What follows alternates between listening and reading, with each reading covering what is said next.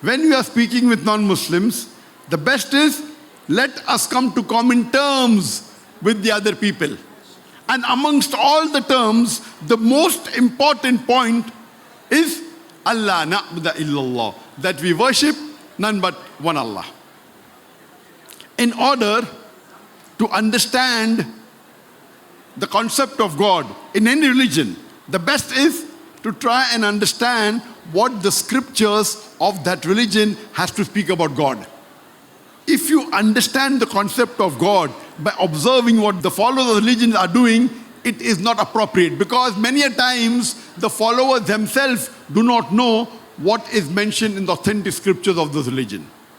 So the best and the most appropriate method of understanding the concept of God in any religion is to try and understand what the authentic scriptures of that religion have to speak about God.